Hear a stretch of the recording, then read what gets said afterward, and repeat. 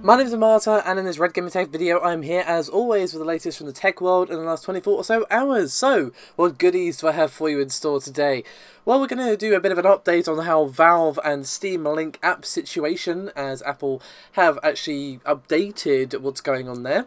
Then we have the launch of some GTX 1050 3GB graphics card from Gigabyte and Maxsun. Then we're going to move over to a Radeon RX Vega 56 being available in a notebook. And then we're going to finish things up with a rather pricey legal complaint being filed against both Google and Facebook for GDPR violations, or alleged violations should I say. But, as I say, we're going to kick things off with Apple. So, you may have seen my news topic the other day about the fact that the Steam Link app had been rejected from the iOS store, and this was due to apparent quote-unquote business conflicts. Now, at the time, it was extremely unclear what those business conflicts actually were. But it seems they are working on this, apparently. The Senior Vice President of Worldwide Marketing over at Apple, a fellow by the name of Phil Schiller, has sent out an email which thankfully was posted by Redditors. And he has basically said that they are working on getting the app on the iOS store, and also clarified why it was rejected in the first place. So he said, quote, "We care deeply about bringing great games to all of our users on the App Store. We would love for Valve's games and services to be on iOS and Apple TV. Unfortunately, the review team found that Valve's Steam iOS app, as currently submitted, violates a number of guidelines around user-generated content, in-app purchases, content codes, etc. We've discussed these issues with Valve and will continue to work with them to help bring the Steam experience to iOS and Apple TV in a way that complies with the store's guidelines. We put great effort into creating an app store that provides the very best experience for everyone. We have clear guidelines that all developers must follow in order to ensure the App Store is a safe place for all users and a fair opportunity for all developers." So basically it seems that if you are on Apple, don't despair just yet. It seems they are still working on getting the the Steam Link app on iOS, and has thankfully clarified things a little bit about why it was rejected. It's still kind of hidden amongst jargon, hasn't really explained why it breaches those things, but at least now we know, rather than just a very generic, nebulous business conflicts, which means literally nothing. So I'm glad for the clarification at least, and glad to know that for those of you on Apple, you are going to be getting the app at some point, which is more than we thought previously. So a bit of an update there, thankfully. So fingers crossed it won't take too long for the iOS store to finally get the Steam Link app. But let's move on to our next topic for today, which is Gigabyte and Maxsun's 1050 3GB graphics cards. So these are actually the first custom models that we have seen of the 3GB variant of the GTX 1050. Which of course does come with a full 768 CUDA cores on a GP107 silicon. And as I've said before, it's kind of a hybrid of tie and non-tie coming together, but the memory configuration of course is different, as the 3GB model only has a 96-bit memory bus, which of course means it has a lower bandwidth of 28 GBs. Now this isn't the end of the world by any means, but it is of course worth mentioning, but it is also worth mentioning that the clock speed does tend to have a bigger impact on actual gaming performance. And on paper at least, the 3GB model does have the highest clock in the GTX 1050 group of siblings. And of course we're going to be getting in-house overclocking happening with the various board partners that are going to be trying their hand at making a 3GB 1050 model. So let's go talk specifics of the actual two that we have on offer for you today. The first is from Gigabyte, and it is factory upgraded to 1582 MHz boost in OC mode and 1556 MHz in gaming mode. And despite the fact that it has a TDP of 75 watts, it does not actually require any external power connectors, which is pretty nice. Whereas Maxsun's 1050 model is not overclocked. It is a single fan model and is only going to be available in China exclusively. So of course that does mean we have a clock speed of 1392 MHz base and a boost of 1518 MHz boost.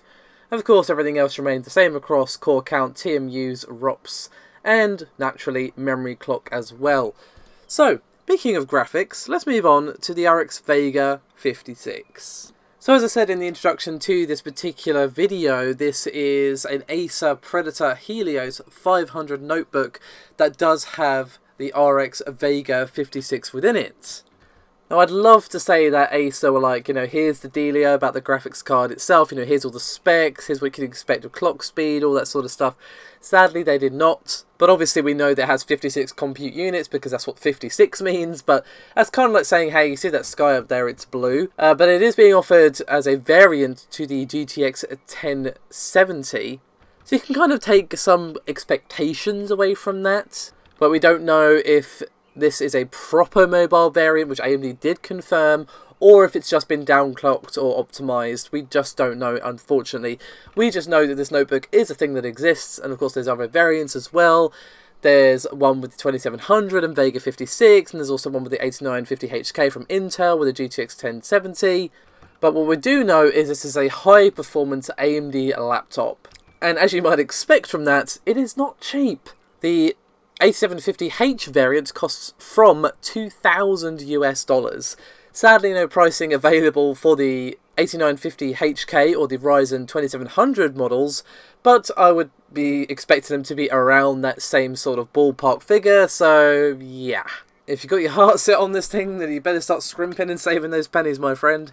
But let's get into our final topic of today, which we're probably going to be discussing for some time, and that is the legal complaints against both Google and Facebook. Now, I'm sure those of you in the EU are, like me, sick to the back teeth of hearing of GDPR. Like, I've been inundated with emails. We've changed our privacy policy. Da, da, da, da. I know they have to, but it's also extremely irritating. But there are a few companies that aren't adapting as quickly as some would like, as an Austrian privacy activist by the name of Max Schrems has filed numerous legal complaints against both Facebook and Google for allegedly violating the new rules come into place under GDPR. Now, for those of you wondering, because to be honest, this hasn't really been explained all that well by most companies, the changes under GDPR basically mean that companies have to be way more transparent about why they're taking your data, what they're going to do with it, how it's going to be used, and you can of course request all the information they hold up to you. I think it's up to a year or something like that, and also you can request that delete information about them and also make sure it's accurate as well. So what is Schrems actually taking issue here with at all? Well, basically, it comes down to how users consent to adjusted privacy policies before gaining access to both services from Facebook and Google. And apparently, Schrems feels this is a violation of GDPR rules surrounding, quote, particularized consent. Now, naturally, both Facebook and Google have denied the fact that this is the case, but Schrems is filing complaints that are reportedly worth about €7.6 billion or $8.86 billion, and they were registered with the CNIL, who is a French data protection authority. And in those complaints, Schrems is basically saying that Google and Facebook are quote-unquote coercing users into accepting their data collection policies.